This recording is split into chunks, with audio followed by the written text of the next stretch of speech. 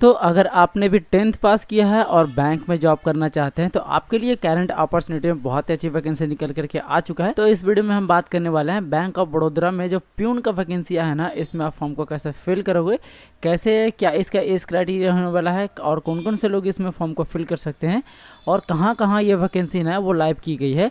तो पूरा प्रोसेस मैं इस वीडियो में आपको बताने वाला हूँ। साथ ही साथ एक फॉर्म फिल करके भी बताऊँगा कि फॉर्म फिल करने में आपसे किसी भी प्रकार का मिस्टेक ना हो। तो वीडियो को आपको लास्ट तक जरूर देखना है। वीडियो अगर आपको ज़रा सा भी हेल्पफुल लगे तो वीडियो को अपने दोस्तों में ज़रूर शेयर करिएगा।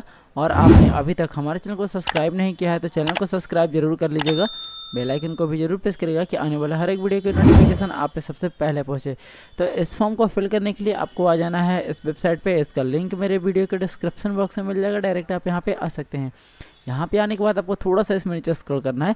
देखिए जनरल में यहाँ पे एक आपको ऑप्शन मिलेगा, requirement of office attendant peon is sub staff cards on regular basis advertisement number, यहाँ पे आप देख सकते हैं। तो इस फॉर्म को फिल करने के लिए आपको इस वाले ऑप्शन पे क्लिक करना है। जैसे आप इस पर क्लिक करेंगे तो थोड़ा सा आपको वेट करना है, आपके सामने कुछ इस प्रकार का डैशबोर्ड खुल करके आ जाएगा।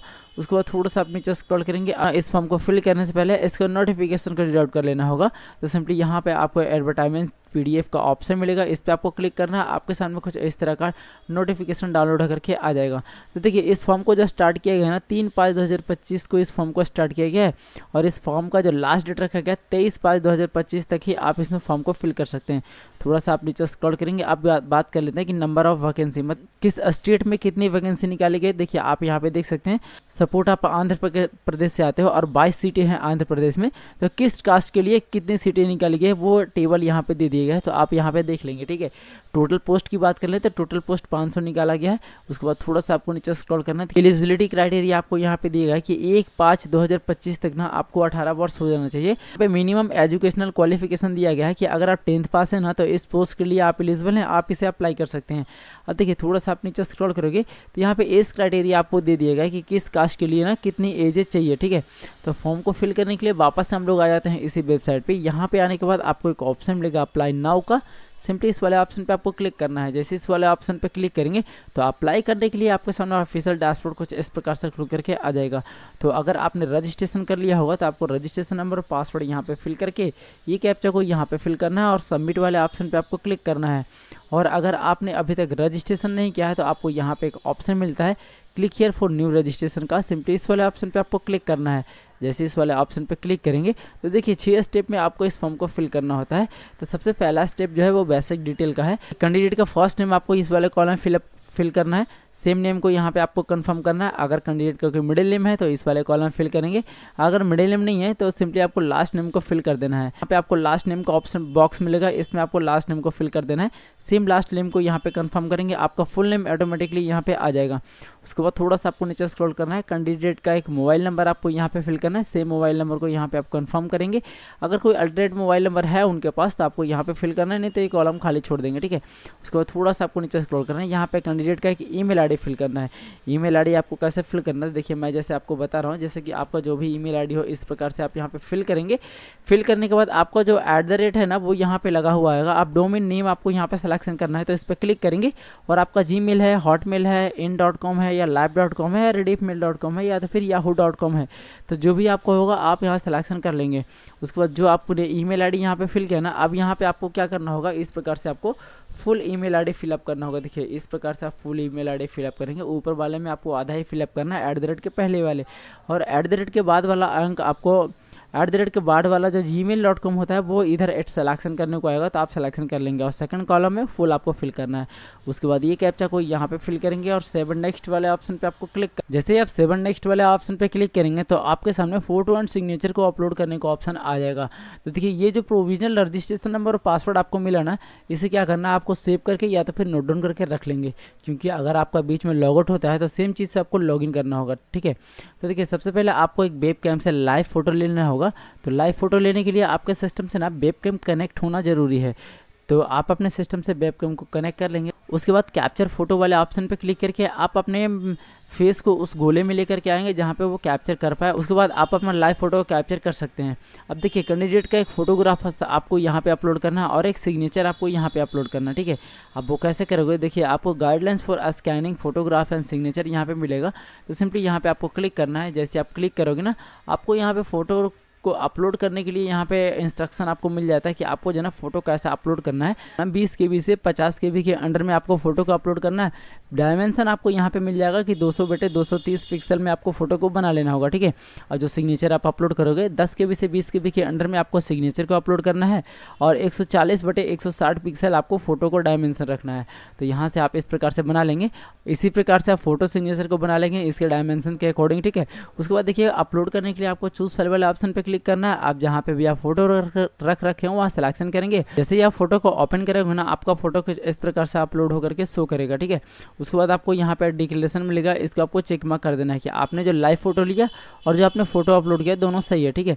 उसको थोड़ा सा आप नीचे स्क्रॉल करेंगे। सेम तरीके से आपको सिग्नेचर भी यहाँ पे अपलोड कर लेना होगा। उसी प्रकार से आप स्क्रॉल करेंगे, सिलेक्शन करेंगे, ओपन करेंगे, आपका सिग्नेचर भी यहाँ पे अपलोड होकर के आ जाएगा। जैसे ही आपका सिग्नेचर अपलोड हो जाता है यहाँ पे आपको कंफर्म का बॉक्स मिलेगा, इसको आपको चेक मार्क करना है।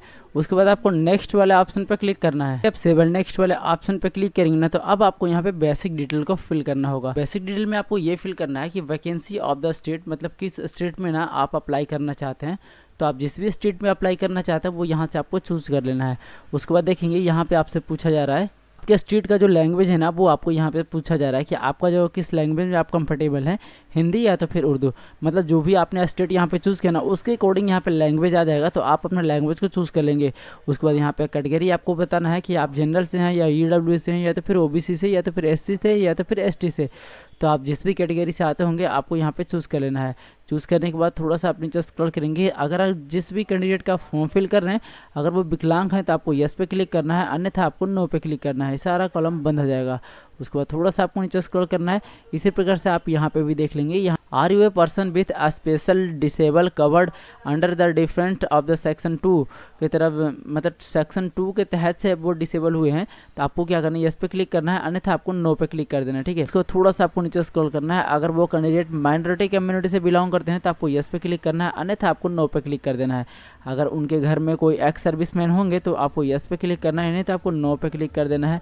डिसेबल एक्स सर्विसमैन होंगे तो आपको यस पे क्लिक करना है, नहीं तो आपको नो पे क्लिक कर देना है। उसके बाद थोड़ा सा आपको नीचे स्क्रॉल करना है। यहाँ पे आपसे पूछा जाएगा कि are you dependent of serviceman killed in action. इसका जो कहने का मतलब है ना कि आपके घर में कोई वैसे सर्विसमैन थे जिन पे आपकी पूरी फैमिली डिपेंडेंट थी। तो अगर आपके घर में वैसा कोई होगा तो आपको यस पे क्लिक करना है, नहीं तो आपको नो पे क्लिक कर देना है। तो थोड़ा सा आपको नीचे स्क्रॉल करना है। यहाँ पे आपको ये बताना है कि अगर आप फीमेल का फॉर्म फिल कर रहे हैं और वो विधवा हैं या तो फिर किसी प्रकार के किसी भी तरह से उनके हस्बैंड नहीं है तो आप वैसे कैंडिडेट होंगे तो आपको यस पे क्लिक करना है, अन्यथा आपको नो पे क्लिक कर देना है। थोड़ा सा आप नीचे स्क्रॉल करेंगे। यहाँ पे नेशनलिटी आपसे पूछा जाएगा तो सिंपली इस पर क्लिक करेंगे और इंडिया को चूज़ कर लेंगे। उसके बाद सेंटर ऑफ एग्जामिनेशन आपको यहाँ पे बताना है कि आपको जो है ना सेंटर कहाँ पे लेना है एग्जाम देने के लिए। तो आप अपने अकॉर्डिंग यहाँ पे चूज़ कर लेंगे कि आप जो है ना अपना सेंटर कहाँ पे लेना चाहते हैं, सर्च करके आप चूज़ कर लेंगे। उसके बाद आपसे पूछा जाएगा kindly in candidate medium of the paper in examination, मतलब आप जो एग्जाम दोगे ना उसमें आपका जो पेपर का जो लैंग्वेज होगा वो किस तरह से होना चाहिए। तो सिंपली इस पर क्लिक करेंगे और हिंदी एंड इंग्लिश को चूज़ कर लेंगे, ठीक है, इस प्रकार से। उसके बाद पर्सनल डिटेल्स आपको यहाँ पे पूछा जाएगा तो कैंडिडेट का डेट ऑफ बर्थ आपको यहाँ पे फिल करना है। उसके लिए आपको सबसे पहले डे को चूज़ कर लेना होगा। उसके बाद आप अपना मंथ को चूज़ करेंगे। उसके बाद आप अपना ईयर को चूज़ कर लेंगे कि आपका ईयर क्या है। जैसे आप चूज़ कर लोगे ना उसके बाद थोड़ा सा आपको नीचे स्क्रॉल करना है। यहाँ पे आपको जेंडर बताना है कि आप मेल का फॉर्म फिल कर रहे हैं या फीमेल का फॉर्म फिल कर रहे हैं, वो अपने अकॉर्डिंग बता देंगे। उसके बाद यहाँ पे आपसे पूछा जाएगा कि do you have a 2-in-1 brother and sister. अगर आपके 2-3 भाई हो या तो फिर 2-3 बहन तो आपको यस पे क्लिक करके उनका डाटा को फिल करेंगे, और नहीं होंगे अगर आप सिंगल होंगे तो आपको नो पे क्लिक कर देना, ठीक है। उसके बाद कैंडिडेट का फादर नेम आप यहाँ पे फिल करेंगे, जो कि फुल फादर नेम आपको फिल करना है। यहाँ पे कैंडिडेट का मदर नेम आपको फिल करना है। अगर वो मैरिड होंगे तो आपको सपोज नेम फिलअप करना है, नहीं तो ये मैंडेटरी नहीं से छोड़ देंगे। उसके बाद एड्रेस ऑफ कॉरस्पॉन्डेंट आपको यहाँ पे फिल करना है। तो एड्रेस लाइन 1 में ना आपको अपना विलेज फिलअप करना है, जो कि इस प्रकार से आप विलेज को फिलअप कर लेंगे। उसके बाद एड्रेस लाइन 2 में आप अपना पोस्ट ऑफिस फिलअप करेंगे। एड्रेस लाइन 3 में आप अपना पुलिस स्टेशन फिलअप कर लेंगे। उसके बाद डिस्ट्रिक्ट भी आपको मैनुअली फिलअप करना होगा। इस प्रकार से स्टेट आप यहाँ पे क्लिक करेंगे। आप जिस भी स्टेट के आप रहने वाले होंगे आप अपना स्टेट को चूज़ कर लेंगे। उसके बाद एरिया पिन कोड आपको यहाँ पे फिल करना है कि आपका एरिया पिन कोड क्या है। इतना चीज़ को फिल करने के बाद थोड़ा सा आप नीचे स्क्रॉल करेंगे, देखेंगे यहाँ पे आपको एक ऑप्शन मिलेगा same as address and correspondent click here to applicable. मतलब जो आपने कॉरस्पॉन्डेंट एड्रेस फिल किया और जो आपका परमानेंट एड्रेस है दोनों अगर सेम है तो यहाँ पे आपको एक ऑप्शन मिलेगा, सिंपली इस पर क्लिक करेंगे, ये ऑटोमेटिकली फिल हो जाएगा। और अगर आपका सेम नहीं है तो इस पर क्लिक नहीं करना है, इसे आप दोबारा से फिल कर लेंगे। उसको थोड़ा सा आपको नीचे स्क्रॉल करना है। जो इसमें आप पेमेंट करोगे ना, उसका जो GST इनवॉइस रहेगा वो आपको कहाँ पे चाहिए, कॉरस्पॉन्डेंट एड्रेस पे चाहिए या परमानेंट एड्रेस पे चाहिए, तो वो अपने अकॉर्डिंग यहाँ पे आप सिलेक्शन कर लेंगे। सिलेक्शन करने के बाद देखिए आपका अमाउंट यहाँ पे शो करेगा कि आपका कितना अमाउंट लगने वाला है। उसके बाद आपको वैलिडिटी और डिटेल वाले ऑप्शन पे क्लिक करना है, आपका डाटा को सेव कर लिया जाएगा। डाटा को सेव करने के बाद आपको सेव नेक्स्ट वाले ऑप्शन पे क्लिक करना है। आपको यहाँ पे क्वालिफिकेशन को फिल करना है। तो क्वालिफिकेशन आप कैसे फिल करोगे, देखिए इसमें ये जो वैकेंसी है ना सिर्फ 10th पास पे है, तो ये SSC या तो फिर एम्प्लॉयमेंट यहाँ पे आपको शो करेगा। यहाँ पे डिग्री या तो फिर सब्जेक्ट या तो फिर स्ट्रीम का नेम आपको नहीं फिलअप करना है, ये पहले से ब्लैंक आया है, ठीक है। यहाँ पे सिर्फ आपको डेट ऑफ पासिंग फिलअप करना है। तो उसके लिए सबसे पहले आप अपना डे को चूज़ करेंगे, उसके बाद जिस भी मंथ में आपने पास किया उस मंथ को चूज़ करेंगे, उसके बाद जिस भी ईयर में आपने पास किया उसको ईयर को चूज़ करना है। यहाँ पे आपको परसेंटेज बताना है कि आपका कितना % नंबर आया। यहाँ पे आपको क्लास एंड ग्रेड बताना है कि आपका जो आपने जो पास किया ना वो फर्स्ट क्लास है, सेकंड क्लास है या पास क्लास है, तो आप अपने अकॉर्डिंग यहाँ पे फिल कर लेंगे। उसके बाद थोड़ा सा आपको नीचे स्क्रॉल करना है। यहाँ पे आपसे पूछा जाएगा कि are you proficient in local language reading writing and speaking of state U टीम। इसका जो कहने का मतलब है ना कि आपने जिस भी स्टेट में फॉर्म को फिल किया होगा उस स्टेट के अकॉर्डिंग उसका लैंग्वेज जो है ना, उसका लोकल लैंग्वेज कि आपको बोलना और लिखना पढ़ना तीनों आता है, तो सिंपली आपको यस पे क्लिक करना है। अगर आप नो पे क्लिक करते हैं तो आप इसके लिए एलिजिबल नहीं होते हैं, ठीक है। उसके बाद यहाँ पे आपसे पूछा जाएगा कि आपका ना आपके पास अगर कोई वर्किंग एक्सपीरियंस है तो आप यहाँ पे यस पे क्लिक करके यहाँ पे फिल कर सकते हैं। और अगर आपके पास वर्किंग एक्सपीरियंस नहीं है सिंपली आपको नो पे क्लिक कर देना है, ये सारा कॉलम बंद हो जाएगा। उसके बाद थोड़ा सा आपको नीचे स्क्रॉल करना है। यहाँ पे आपसे पूछा जाएगा कि वेदर ड्यूरेशन इन एबल पर pre exam training only for SC ST या OBC PWD। तो अगर आप SC ST से आते हैं या तो फिर OBC से या तो फिर PWD से आते हैं, मतलब अगर आप विकलांग हैं तो आपको यस पे क्लिक कर देना होगा। और अगर आप जनरल से फॉर्म को फिल कर रहे हैं तो सिंपली आपको यहाँ पर नो पे क्लिक कर देना है। अब यहाँ पे आपको पास लैंग्वेज का ऑप्शन मिल जाता है। तो देखिए एक लैंग्वेज यहाँ पे पहले से फिलअप आएगा। अब यहाँ पे आपको ये जवाब देना है, इस लैंग्वेज में आप बोल भी लेते हो, पढ़ भी लेते हो और लिख भी लेते हो, तो तीनों पे आपको चेक मार्क कर देना है। अगर कोई और भी अदर लैंग्वेज आपको आता हो तो सिंपली यहाँ पे उसको मैनुअली आपको फिल करना है और तीनों को चेक मार्क कर देना है। उसके बाद आपको वैलिडिटी और डिटेल वाले ऑप्शन पे क्लिक करेंगे, थोड़ा सा आपको वेट करना है, आपका डाटा सक्सेसफुली सेव कर लिया जाएगा। सिंपली आपको ओके वाले ऑप्शन पे क्लिक कर देना है। उसके बाद आपको सेव नेक्स्ट वाले ऑप्शन पे क्लिक करना है। जैसे आप सेव नेक्स्ट वाले ऑप्शन पे क्लिक करेंगे तो आपके सामने आपके फॉर्म का पूरा प्रीव्यू यहाँ पे शो करेगा। आप अपने फॉर्म को पूरे सही तरीके से चेक कर लेंगे कि आपके फॉर्म में कहीं मिस्टेक तो नहीं है।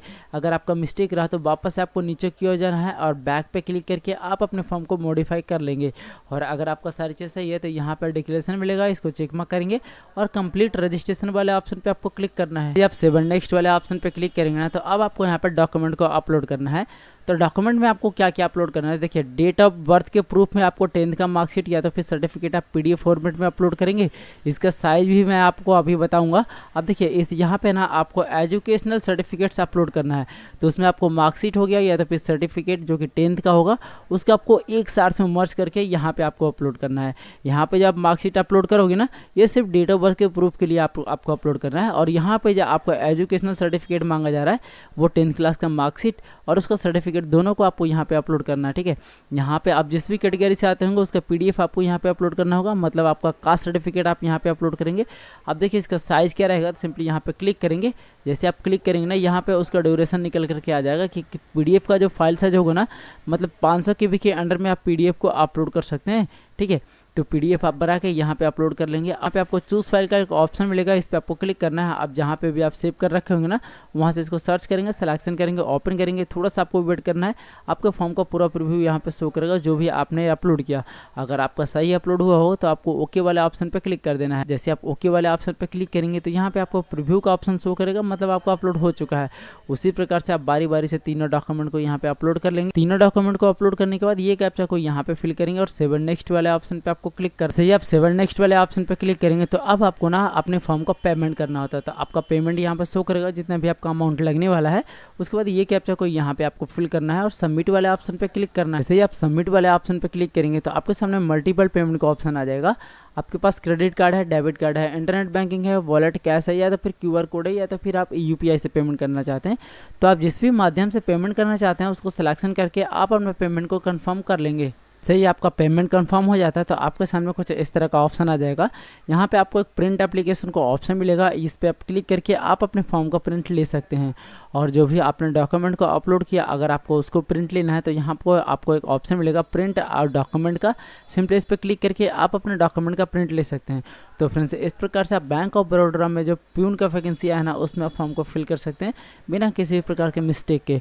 तो वीडियो अगर आपको ज़रा सा भी हेल्पफुल लगे तो वीडियो को अपने दोस्तों में जरूर शेयर करिएगा। और आपने अगर अभी तक हमारे चैनल को सब्सक्राइब नहीं किया है तो चैनल को सब्सक्राइब जरूर कर लीजिएगा। बेल आइकन को भी जरूर प्रेस करिएगा कि आने वाले हर एक वीडियो की नोटिफिकेशन आप पे सबसे पहले पहुंचे। तो मिलता है हम फिर से किसी ऐसे नया टॉपिक के साथ, तब तक के लिए धन्यवाद। देखते रहिए A to Z सॉल्यूशन। जय हिंद।